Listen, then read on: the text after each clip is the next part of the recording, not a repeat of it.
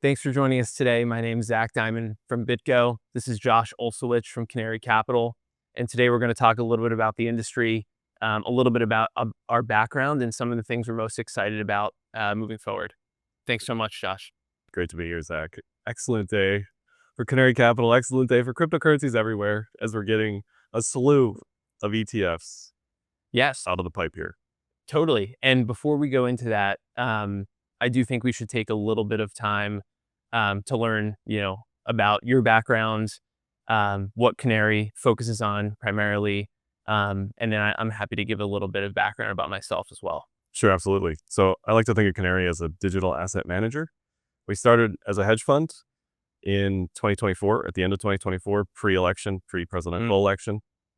We had this wild idea that let's see if we can get away with a few ETF applications before they probably whatever, they would die on the vine as an application, right? Dependent on who won the election. So we had no idea what would happen there, obviously. But fast forward to a year later, now we have several ETFs that are live, including one for the HBAR token, one for Litecoin, and as of today, one for the XRP token. Also, it has been a long journey. I don't think people realize the number of steps involved to get an ETF live, especially a cryptocurrency ETF, and the number of, back and forth with legal, back and forth with the U.S. government, back and forth with all the service providers, making sure everybody's on board, back and forth with the banking admin side. Like there's just so much stuff just to get it out of the gate. Yeah. And then to maintain it every day is also a full-time job. Yes. And what is your role specifically at Canary? Sure. What is your role specifically at Canary? Yeah, so I'm the head of trading at Canary. So I oversee both the hedge fund side as well as the goings on now of the ETF side. Okay. And all the machinations that are involved there, which I'm sure we can get into because people are curious, especially on the crypto side. Right. They're like, first of all, why do we even need ETFs? That's one question we get a lot. The second question is, how does this all work? We see a bunch of movement on chain. It's T+1. It's not exactly straightforward to people who maybe don't know what's going on. So I think it's worth diving into that a little bit. Definitely. And would love to. I would like to take a step back and talk a little bit more about, Canary as a firm. You mentioned that you spun up initially as a hedge fund. What was the initial goal of your firm? And as you think about the composition and the employees there, do most of them have a traditional finance background? Are most of them, native crypto? Was there any transformation as the industry matured? Can you kind of talk through that? Sure. We'll go all the way back. We'll go to 2013 for me. Okay, sure. Steven, founder, 2016, I believe was his first foray into crypto.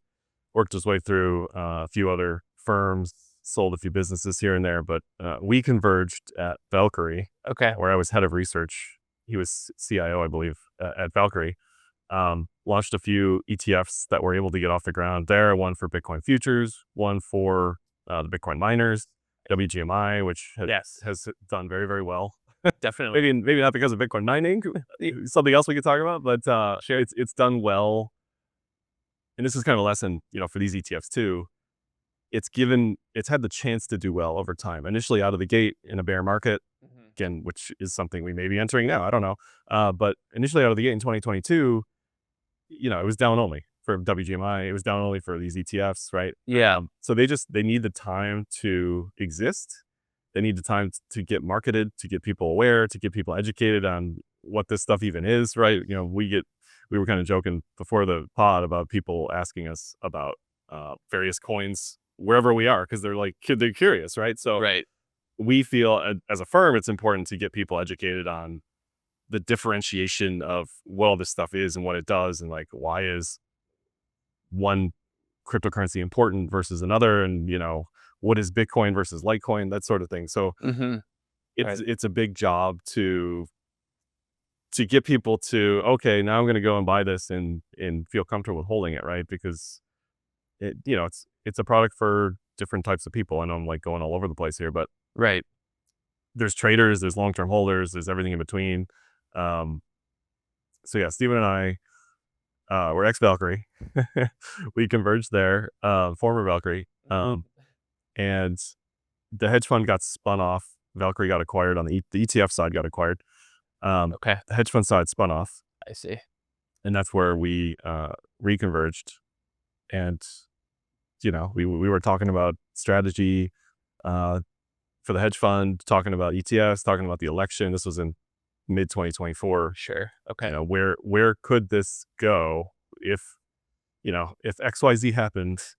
What would be possible Right. to even do? And then what do we need to do at the time to get stuff off the ground? So Right.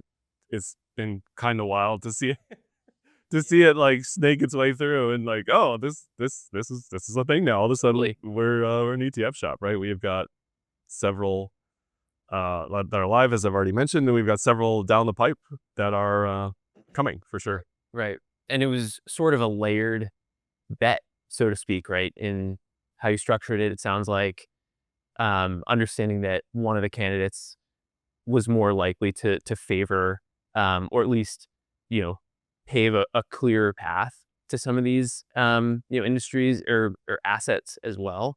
And I kind of wonder, how far along we would be, had the other result happened. Mhm. We have such an incredible team now, um, and are extremely excited to be partnering with so many issuers. And can talk a little bit about that later. Um, but I think would love to hear from you how you guys are thinking about, I guess, in general, what is the approach as it relates to you know I guess first step, how do you think about which ETFs to launch? Um, to date, the vast majority of them have been single names. Mhm. Um, is it purely client demand driven? Do you take market cap into account?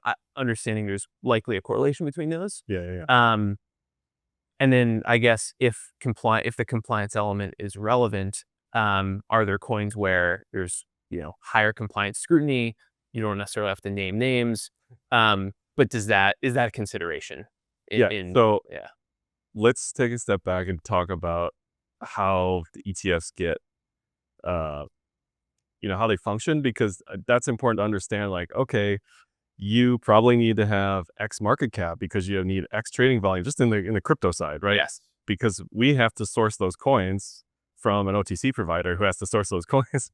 And if the slippage is super, super wide, hmm, then it's going to just mess with the premium discount. It's going to mess with the APs are going to be upset, the active market participants, authorized participants. sure, It just makes everything more and more expensive. And it's just harder to like actually run, like if we're down on page 57 on CoinMarketCap, it's unlikely that those are ever going to get an ETF because it's just hard to, it's hard to buy X amount of coins for a basket in the ETF right, on any given day at any given time without massive slippage. hmm, So let me just go through the process from the morning to the end of day for an ETF. sure, Okay, so let's say an AP authorized participant, which could be Jane, Virtu, Cantor, Macquarie, a few more ABN, blanking on the name, ABN something. Don't kill me. Marex and a few more. Also some banks. It depends on the product, but for a Bitcoin product, you may have specific banks be involved on the AP side, sure. the TradFi creation shares side. Like a Morgan Stanley, Citi, Right, BS. right. So the APs will decide we want X baskets throughout the day. Maybe they'll look at volume, maybe they'll look at client demand on their side. Maybe a client is asking for X number of shares. They can only create or redeem, so subscribe or destroy effectively the shares Hmm. in a basket size. Our basket sizes are 10,000 shares Okay. each, times, if you do the math times the NAV or whatever, right? You Yeah, get to a pretty big number just for a basket for one single coin. right, So that's one basket for one coin. So let's say, again, like we need to have the market there to actually buy the coin. So if right, the market isn't there, and we're talking US markets too, we're not talking like overseas markets, the SEC wants to see, is there sufficient market in existence in the US, on US soil to support it. Anyway, so APs create the shares. They say, okay, we want 10 baskets of Litecoin today. Mm-hmm. So then by the time our window closes throughout the day, which is 3:00 currently, that may change, but so by 3:00 we'll know, okay, we've got to source X amount of coins from an OTC provider. Could be BitGo, could be a bunch of them. I don't know if should I name names. BitGo. I don't know if I should name names, but there's a lot of them. There's a lot of them. And so we'll have the number based on the basket size, which is based on the morning's calculations. All this math like feeds into itself. We need this amount of coins exactly from a OTC provider. Mm-hmm. We can tell them that by the end of the window closes. Okay. Yep. And then they give us a quote, right? We'll say, we want 1 million Litecoin today. Yep. Give us a quote. And this is going to reference typically like some rate right at like 4 p.m. Eastern or whenever US markets close. These providers are giving you a price off of that reference rate, correct? Correct. So we use CoinDesk indices for all of our products at the moment. Sure. So the spread will be relative to the 3 to 4 p.m. every day EST TWAP. Mm-hmm.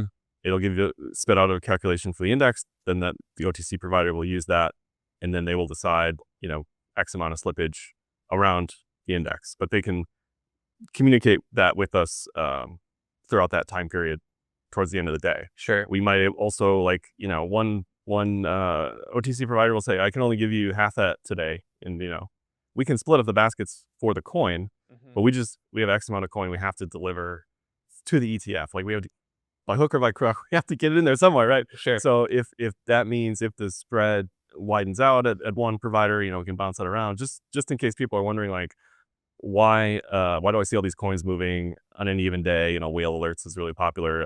Twitter account. What you're seeing is then the next day when the things settle, you're seeing coins move from the OTC providers into the ETF. Right. So I think Arkham even reports, people don't realize, like, this is yesterday's data. Right. They're like, so-and-so just moved X amount of coin into so-and-so's. Like, yes, but all that stuff was already paid for yesterday. Sure. It's just settling today. So at the end of the day, once we have the numbers, once we have the trade confirmations, then we communicate that to the bank, in this case, US Bank.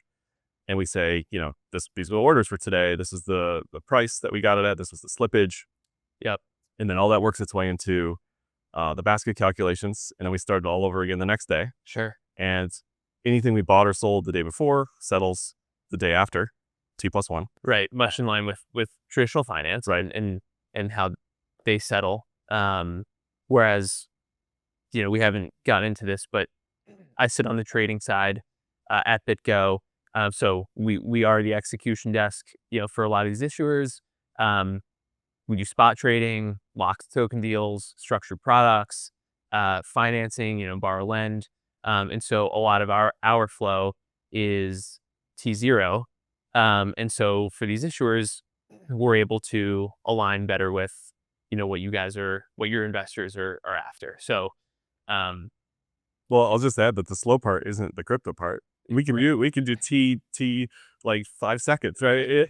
It's the wires. It's working. It's getting the money from the AP to a bank account and then to wire it out again to another, right? Like, it's that part of it that slows everything down a little bit. Right. That takes some time to get all the trade confirmations through, to get all the booking and reporting through.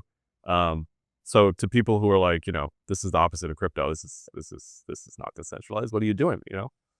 Yeah, and I think a good question on the back of that is, this is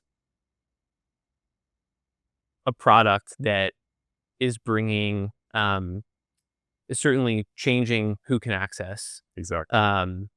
the underlying. I'd be curious to hear your opinion from inside Canary, maybe even your personal opinion on how some of these ETFs or ETPs have changed the holder base, or even changed perception within retail and within, the institutional space on how these are actually viewed. Yeah. So the single most like question I get all the time is like, can I buy that in my brokerage? Like just anything. Like, Right. well, like I want exposure to I don't know, natural gas. Like what's the ticker? Right. Like people don't want to go to some natural gas exchange. Like they want it in a brokerage account. So that's the first thing. Like you said, access. This is what people want. You have to go where they are. They want access to where their money is. They don't want 10 different exchanges anymore Right. with random amounts of money and their KYC information and blah, blah, blah, blah, right? So we are seeing a convergence of TradFi and crypto. We're seeing crypto getting listed on TradFi exchanges, just, just native assets. We're also seeing ETFs. Again, this is about access. It's about who's able to trade certain things at certain times. Right. Maybe if you're in an endowment, you're able to trade MSTR, right? And not an ETF. Maybe if you're international, you can trade an ETF and not something else, right? So that's why these things exist. Where is the money? Who can access it? And like you said, client demand, who's asking for it? Right. This is the number one thing most people want. They want to trade their self-directed IRA. They want to trade their Roth. They want to trade whatever, right? On their brokerage, because that's what most people, at least, now, that's where they interface with markets, right? Right. Like, so I do think the crypto exchange side is shrinking, which they're going to have to figure it out, right? Right. Maybe they get acquired. Maybe they bring fees down, which fees are insane if you do a head-to-head against an ETF. The trading fees there are relative to crypto. Right. So for taking the decentralization pieces out of it, because I'm very aware that we are re-centralizing this on purpose to give people access. So it's a give and a take. Right. I mean, and I think the idea of decentralization is great, but many people underestimate the true element of convenience that a lot of people, retail and institutional alike, require. Yeah. Like you mentioned, pensions and endowments. No doubt there are mandates. They have their own compliance teams, and they say, well, you can't go on, these 3 or 4 exchanges, Right. This fragmented market and execute physical LTC. You can't have a hardware wallet in your backyard to hold this. Like, yes, exactly. So it legitimizes the product in a lot of people's eyes, and we work in this space, and so it's been legitimate. It's been a legitimate product to us for a long time. But there's this entire client segment that's untapped. And I also think you brought up a great point in accessing the product via their brokerage account. Like having that commingled for retail is really convenient, but then for institutions, now they're able to run regression analysis much more easily because everything is on the same platform. They can better understand their beta, and figure out what products they might be able to use to hedge. These ETPs and these ETFs can now be used as hedge products, which is a whole nother topic that actually, is a passion of mine. Prior to joining BitGo, I spent time in traditional finance, on a desk that created equity custom baskets. So we would package these, ETP-like products. And I'd love to hear, your perspective, moving past the single name, ETPs. Have you guys explored, multi-asset exchange traded funds or ETPs at all? And are there any hurdles? Like, where do you think they can be most useful? I'm curious what your thoughts are. Yeah, so we'll talk about one product that it should be public by now. I think the application's out, so it's not a secret. And then I'll talk about my dream product, which is more of an active managed product. Okay. But, the product that we do have, so you're talking about a multi-coin or multi-asset basket, right? And you can do that in different ways. You can say, we want to exclude Bitcoin and ETH. We want to only do staking coins. We want to do a market cap weighted basket, right? Some of these already exist. Sure. My issue with the market cap weighted basket is it's going to be mostly Bitcoin and ETH. Right. And at this point, those individual products already exist. So to me, again, as a trader, this goes back to like, what are we putting out there in the market? A lot of it is like stuff that, again, I get asked about all the time and stuff I want to trade. So, it's like a for us by us situation. Like, right, this exists because we are pushing to develop the product, to trade it just to access for anybody. But Right. on the multi-asset side, the market cap weighted stuff is challenging because you're like Bitcoin, ETH, and then like 0.1%, the next 9, right? Right. So it's just like kind of like, what's the point in our eyes? And so we have a I don't know the exact terminology, if it's equal weighted or it's like a market cap weighted, but it's capped at 15%, I think. Sure. The specifics may change here, but Okay. our basket is made in America cryptocurrencies. I think I can say ticker, but you guys can take it out if I can't. MRCA is the ticker. That isn't live yet, but the idea there is any coins that are developed in the U.S. that have development teams in the U.S. because a lot of coins have been purposely developed elsewhere, which is what it is. No judgment, but they will not be appearing in this ETF. Sure. Right. So that's one approach that's like slightly different, I think, than what you're seeing out there. Because you can do XBTC, XE baskets, you can do equal weighted baskets, and for people in traditional markets, there's the RSP, which is equal weighted S&P. Yep. And that has its own market signals and market importance. And there's other, equal weighted blah, blah, blah versus market cap weighted. Right. And then there's, custom baskets that are for different people for different reasons. Right. So we just feel like this basket, which will include some staking coins, it will include staking yield. It's going to be a blend of all that stuff. It's different enough, we think, to have an audience. Right. It's something we get asked about a lot. It's Sure. For years, people have asked, like, I just want to buy one thing and get exposure. Right. And this is why these products exist, because sometimes historically alts have outperformed towards the end of the cycle.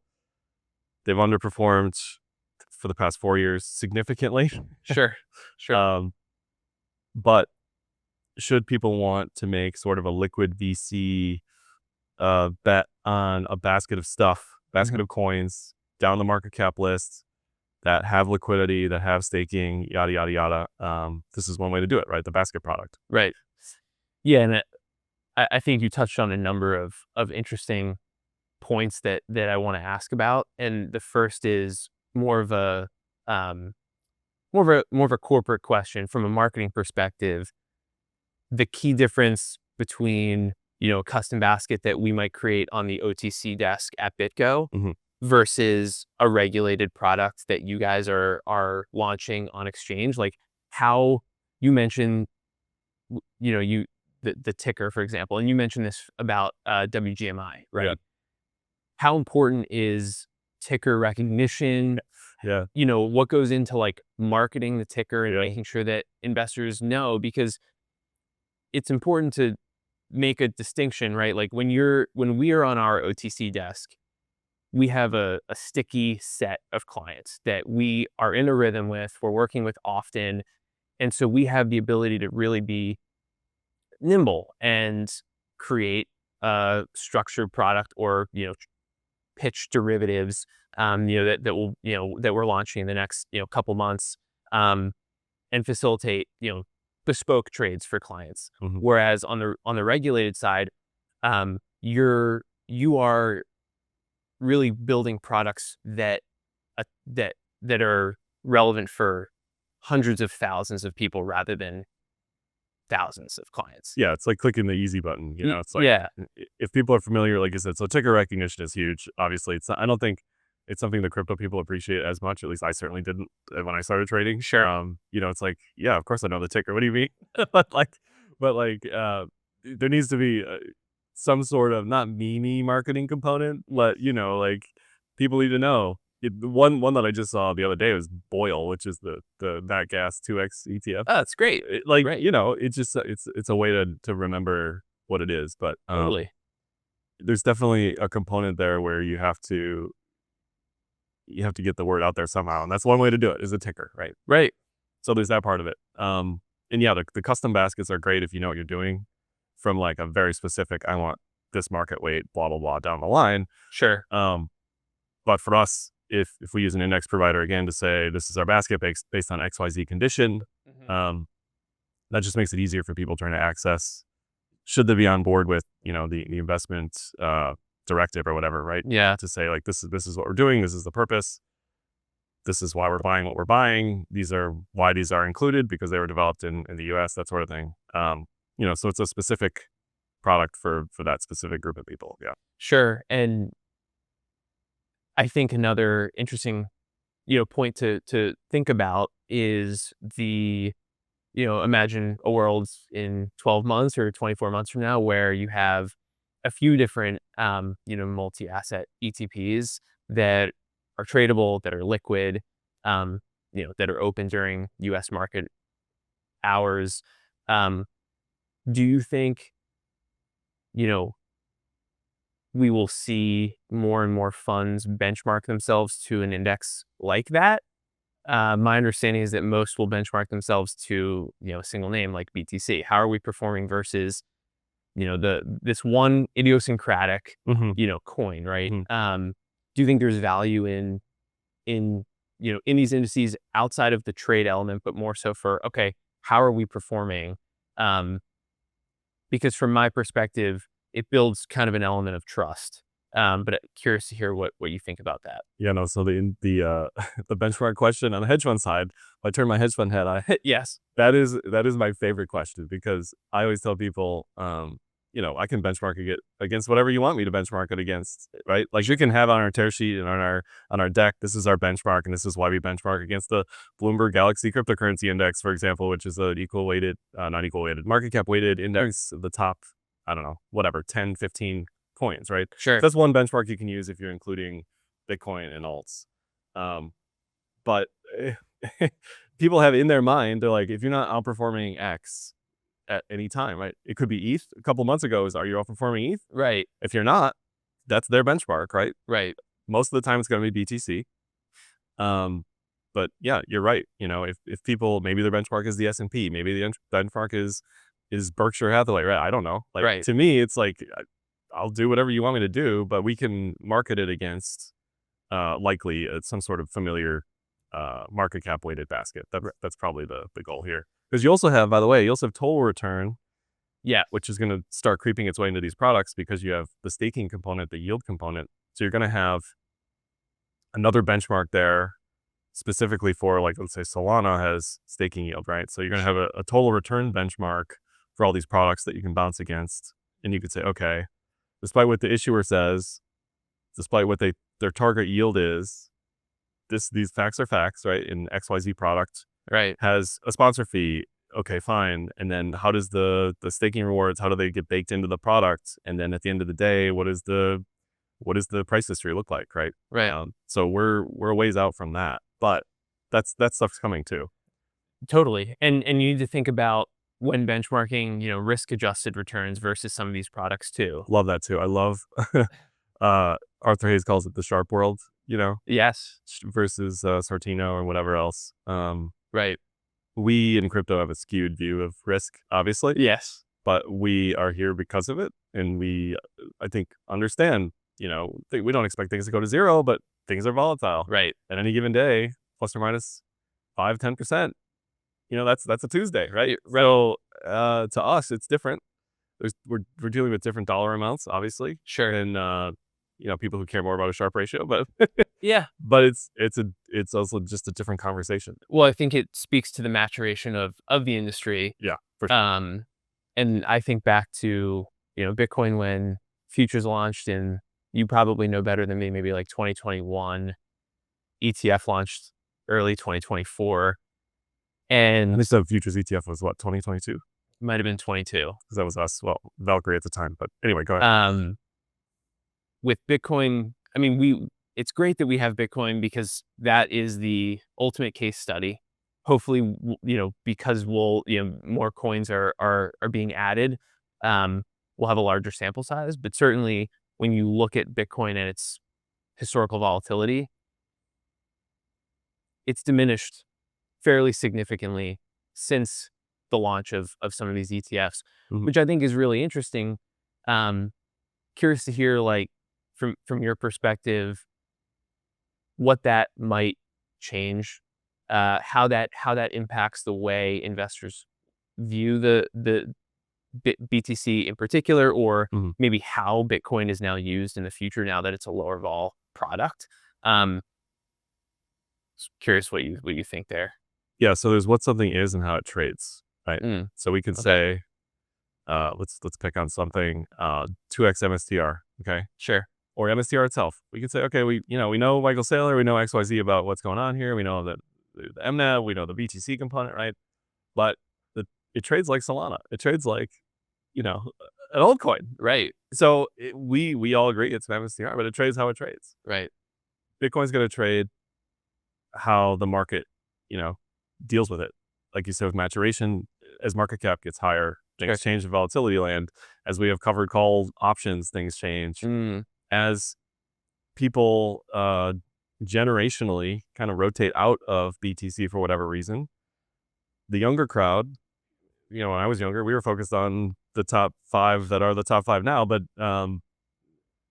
the crowd today, the retail crowd today, is focused on meme coins and 2x ETFs and whatever else, in my opinion, and they're not really focused on BTC and ETH as much, which is fine. But that just means to me you're not going to get that retail juice equivalent that we yeah, got, and it's also harder for retail to push prices up because of the market cap, right? So it's like this. Uh, I don't know if it's like a too good to be true problem, or I don't know what metaphor I'm looking for, but it's just like, it's gotten so big, it's just harder to push it around. agree. Harder to push it around, and we have ways of dampening the vol on purpose Right. through these covered call ETFs.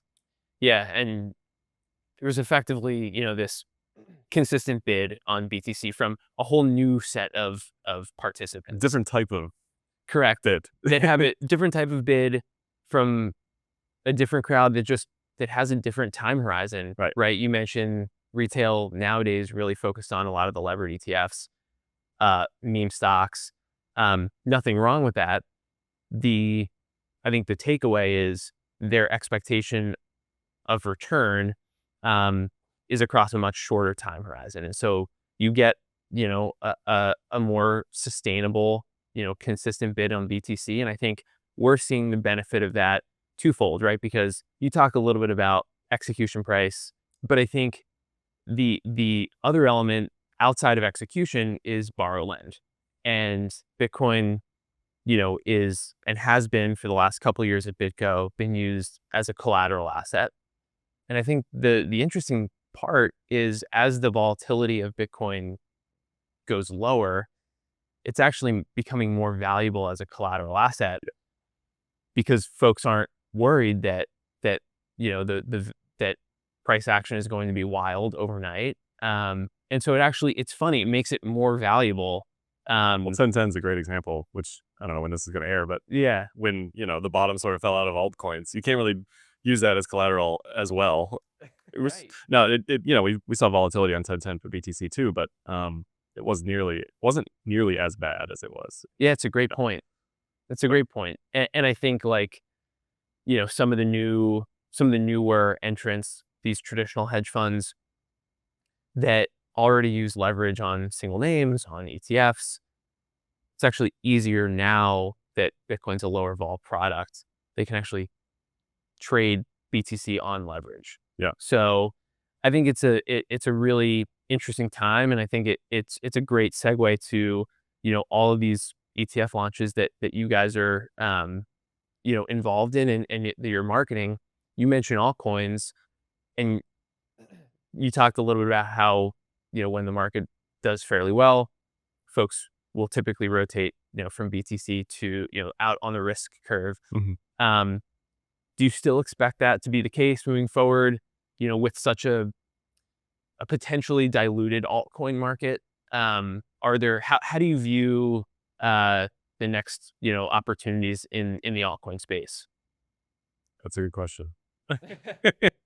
So I think you have to like level set expectations, even back to the BTC part. It's like people are looking at what's happened for the past 10 years, and they're like, I want a 300% return over X period of time, whatever.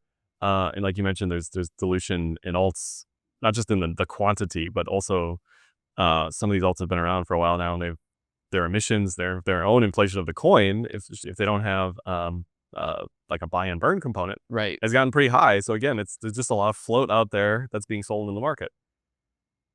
dependent on momentum of BTC. Historically, we need BTC to not be angry all the time. We need BTC to not get randomly sold off throughout the day. Sure. In Asia session, in US session, whatever. Previously, over the past, 2 weeks, it was getting sold off in Asian session, bought in the US session. Over the past couple days, it's been bought in the Asian session and sold in the US session. Right. So there's that part of it. There's the whole, are we correlated to the Qs or not? QQQ on NASDAQ, on BTC or not? So if we can give numbers here, like if BTC can get back to 115, 116, hold that, Mm-hmm. ultimately very happy. People will be very happy. Money will feel ready to go, Right. to rotate into some alt stuff. If BTC can then keep going, 150, 130, somewhere in there, I think alts can also do very well. Alts historically have done very well in Q2 and Q4, specifically Oh, interesting. after like Thanksgiving into like New Year's, Interesting. because there's like that delay, that lag component.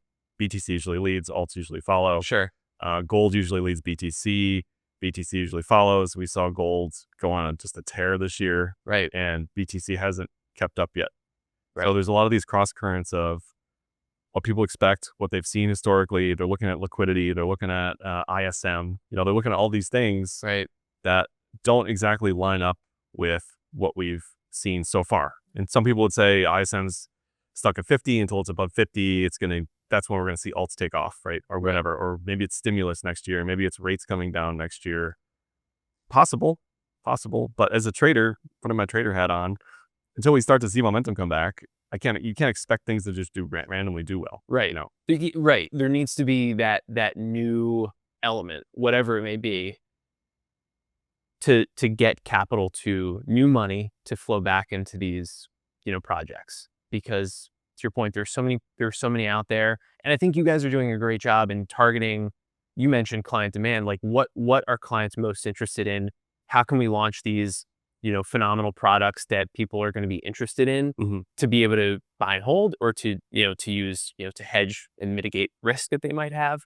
So I think you guys are doing a great job. On the BitGo side, we're seeing really healthy two-way flow pretty much across, the top 50 coins by market cap. And I think, we're able to, we have a really unique perspective working with a lot of these issuers because, as mentioned, we are a great execution partner. We're a phenomenal custodian. That's how we've made our name in the past. I can confirm you're a phenomenal custodian. Yes. And I appreciate that. And so we really sit at the intersection here. And I'd love to hear your perspective. It's a little bit out of my world, but specific to staking, as you think about maybe like a product like Solana.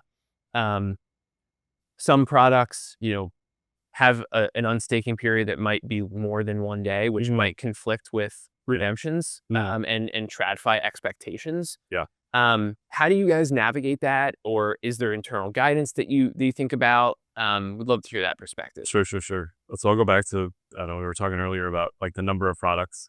I think we're going to see, especially once the government reopens, we're going to see, tens of ETF approvals and or launches. Sure. Just sort of automatically that match the generic listing standard or whatever. So that's just going to happen. We're going to see tons and tons and tons of products.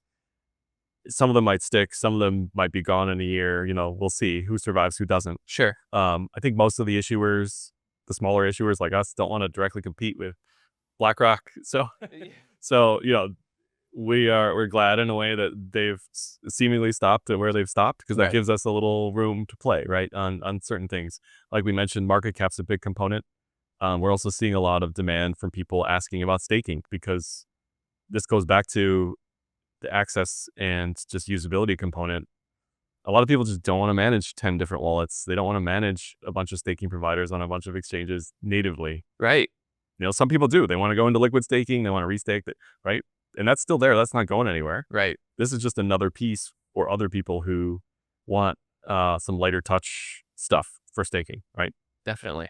So on your question of bonding, unbonding, so ETH, I think right now it's got a 45 day execute. So as an issuer, you can decide, okay, do we want to stake 100% of our assets or not? Do we have some sort of model that would suggest based on some black swan event and or baseline expectation. This is the amount of ETH, for example, that we could stake, or this is the amount of Sol. Sol doesn't have the unbonding issue that ETH has. Sure. But Sol has also gone down a few times on the network. So like we can't be late on delivering coins to the ETF or back to the OTC providers, right? Like if we're selling coins, they want them the next day. Right. I mean, maybe we can get away with it once or twice, but they want it. There's an expectation, there's a contractual obligation to get them the coins, right? So then we get into the credit facility conversation. There's some way to float the money in it. We're talking like black swan situation, for example. Like I don't know what the issuers that are doing ETH right now. I don't really know how they're operating on the staking side. The other part about all this is all these products have existed in Europe for a long time. Like, it's not like these are brand new. You know what I mean? So some of those problems have happened to those products, but those products, those ETPs, as far as I know, not as strict on some components relative to ETFs. You know, ETFs, each day you have to, if there's a create or redeem, you have to fulfill that. You don't have a choice. Right. So you're right on the coins that are unbonding. If there's issues there, you have to have a plan. That plan could be a credit facility. That plan could be staking less coin. That plan could be even borrowing coin from a foundation or something. Borrowing coin from a DAT. That's an idea I've heard floated as well. Sure. Because you need to go to somebody who are just sitting on coins. Why a DAT wouldn't be staking, I don't know. But some of the DATs aren't staking everything. I don't know, right? So you have to get a little creative. You have to figure it out in advance, and you have to have multiple redundancies so that you're ready. Because you do not want to be the ETF that says, you know, we had to do XYZ because of extraordinary circumstances. Right. That's not acceptable. Yeah. No, it's a great point. And you brought up, you know, the borrow market, which is something that is probably a second derivative of you know, the crypto market, at least institutionally. You know, we have this robust execution desk at BitGo, and we're just starting to see some healthy two-way, you know, borrow markets in coins that are top 5 or lower in market cap, or top 5 and higher, depending on how you think about it. Yeah, the other thing is staking and liquidity is like not those aren't, you know, they're the exact opposite of what you'd expect. Now there's obviously liquid staking tokens, which I think we'll get to that point. I don't firmly know where the SEC sits on that. I think they've said they've given it their blessing. There's other risks. There's always risks with anything, you know. So we're using a liquid staking token instead of staking. Now there's a depeg for whatever reason, right? Celsius, you know. So there's always issues, whatever you do, right? Potentially. You just have to, as an issuer, we have to go through them and say, this is what we've decided for XYZ reason. These are how we're going to mitigate any tail risk and go from there. But, you know, you have to be ready for those days because it's going to happen. You know, it's going to happen. Like on 10/10, you can't be staking all of your stakeable product if there's an unbonding period, because I'm guessing on 10/10 there would have been some redemptions. Right. I'm guessing. I don't know. Right. So you got to be ready for that. Absolutely. Sure. And that also limits, you know, what you can list from the ETF perspective, because again, you need like a robust staking market or borrow lend market, right? So again, people are like, why don't we have a you know, whatever ETF? It goes back to that. It goes back to how liquid is the coin itself. How liquid is any component like staking? Right. You know, why isn't staking in XYZ? You know, there's usually a pretty good reason. If it's not a compliance legal reason, it's usually a markets reason. Sure. So, but I think we'll get there as things mature, as we see more products. We'll see what has demand, what doesn't. We'll see, back to the WGMI example, like what can survive, you know? Right. Let's play a game. We'll say 2026 is a bear market. It's super bearish. You know, the S&P's down 20%, whatever, right? Like make stuff up. Right. These ETFs have to survive through that. So they have to have a runway, an operating runway, or you're operating at a loss for X period of time with the expectation that there's light at the end of the tunnel. But I have to be prepared for that as an issuer. Right. To keep these products running, right? Totally. And so there sounds like there's an element of, you want to list as many of these as you can, that where of course you know there's inherent demand behind it.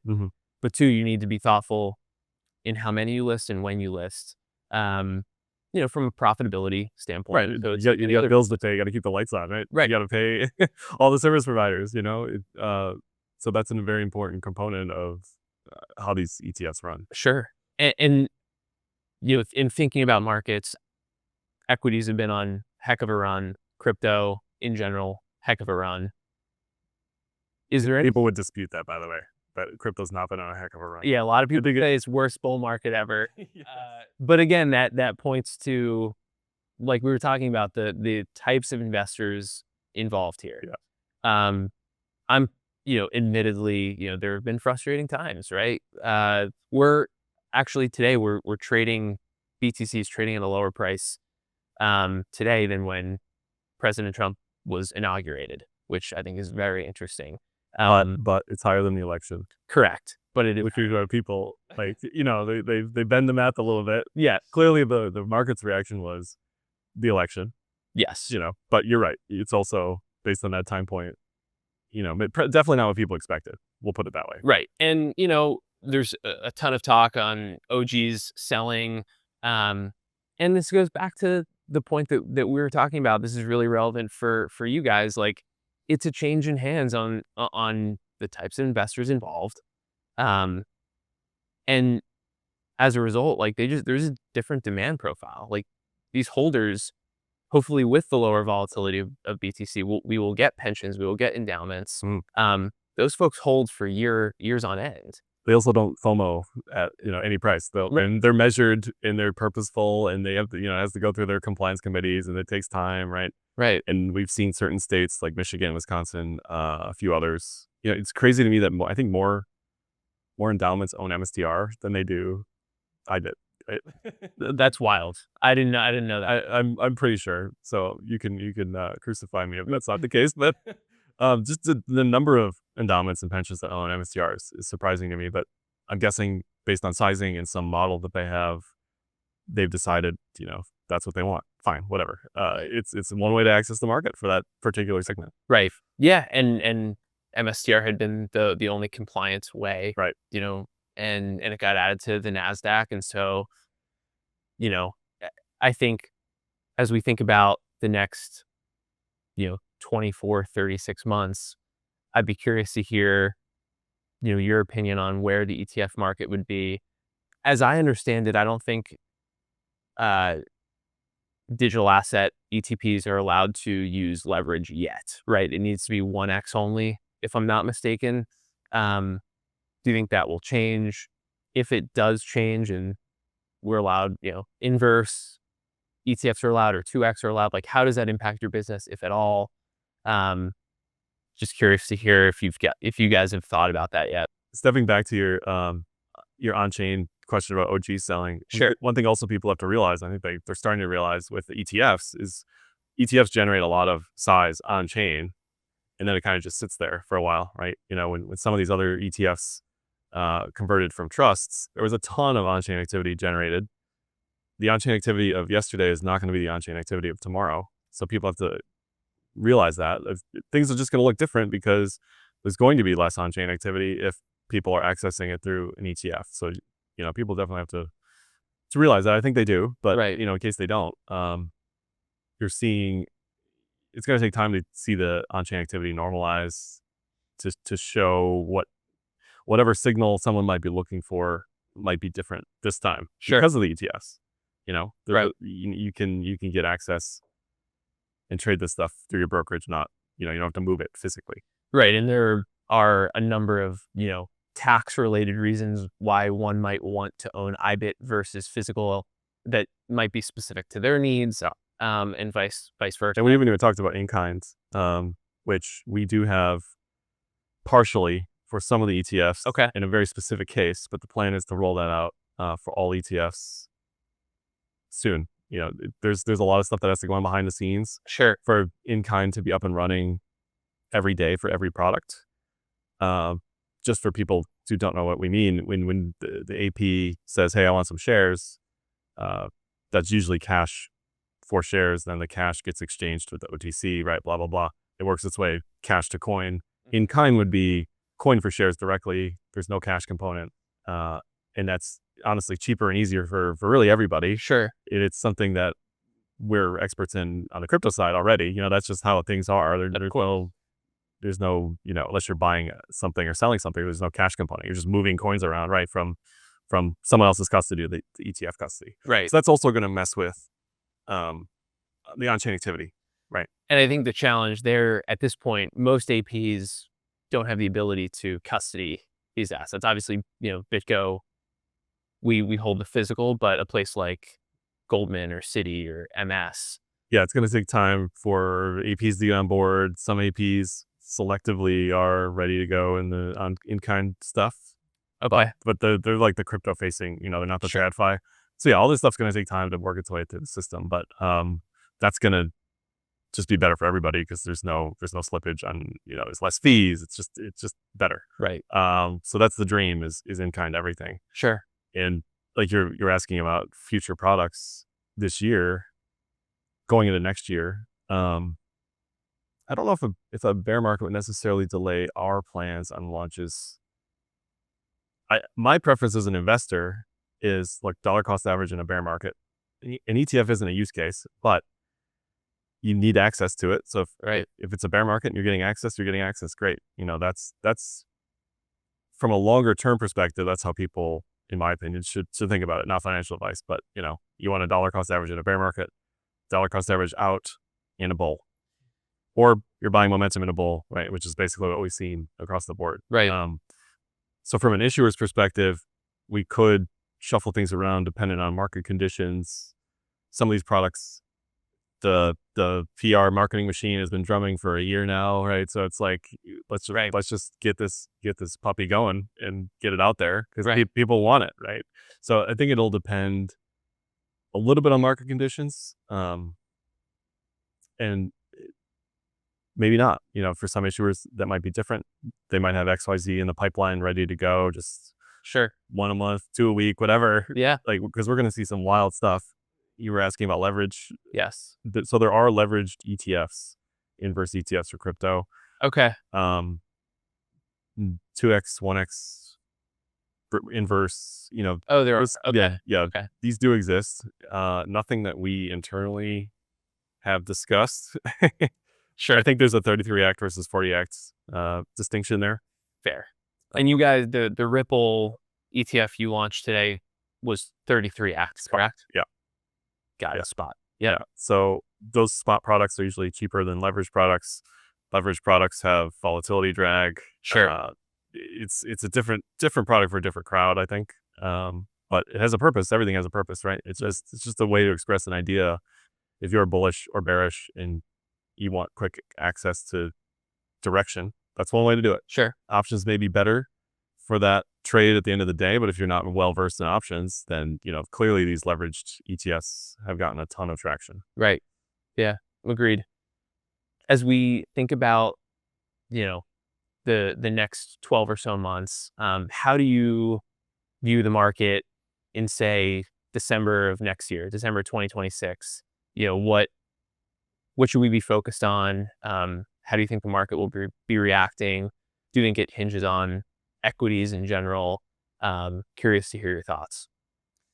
Yeah, it's going to be interesting on the macro side. Again, what do rates look like? Who's the Fed chair? How hawkish or dovish are they? Right. Do we get some sort of stimulus or tax relief package for the bottom part of the K? Sure. Retail part of the K? Does that work its way into markets like it did COVID, post-COVID? Those stimulus packages. I think no matter what happens, we're going to see a ton more ETFs launch. Sure. We're going to see a ton more products. That's undeniable. That's coming no matter what. We're going to see more and more markets, brokerages go 24/7 that haven't already. We're going to see more and more offering crypto directly. Sure. That's going to take a bite out of some of these exchanges, like on the crypto side, like we've discussed. But no matter what, it's just going to be more and more from a product perspective, from an access perspective. Sure. If you think it's easy today, it's going to be much easier in a year from now. Right. To get access to anything, we'll say top 20 market cap, excluding stable coins. I'd assume all that stuff would have an ETF. undeniably. Right. Because again, back to like why ETFs exist, who are they for, what do they need to exist, all that stuff should be fairly robust and ready to go for most of these coins down the market cap. Yeah, and I think, the emphasis from this administration on stablecoins, to your point, will enhance and amplify access. Perhaps being able to use stablecoins in a brokerage account, so that the transition from equities to a crypto, either physical or crypto-backed, ETP, will be much, much more seamless. So I think it's really interesting. I think, you know, the most important piece of all of this is comfortability, visibility. It takes time for clients to learn a new product, get comfortable with it, get compliance familiar with it. And so I think even if we are in a bear market, so to speak, I think we'll have the benefit of visibility and comfort level across the board. Absolutely. Can we end with one little tiny piece of tinfoil? Sure, of course. So Yeah. so as people sit up in the chair. So if we think about the push for stablecoins in the U.S., the Genius Act, this idea that Besant and everyone else is all gung ho about spreading the dollar around the world, etc. Sure. One thing that a lot of people have noticed is that there's been a lot of selling out of China, whether that's individual directed or government directed. One of the impacts outside of the many from like the OGs that are selling, just the price action that's been disgustingly bad, that sort of thing. Many people are wondering if China is combating the stablecoin push by sort of trying to tank a little bit the crypto market. So I'll leave people with that final nugget. They can consider. We'll see how this ages, if it ages well or not. But Yeah. specifically, I'm thinking of a whale miner Chinese that randomly started selling. I think they have like, I don't even know, 15 billion in BTC still. Like they're Interesting. Yeah. and they've been very aggressive with it. Very aggressive with offloading that, a la Germany. When they were offloading their Right. BTC. Probably not the way you'd do it if you wanted to get the best execution price. Right.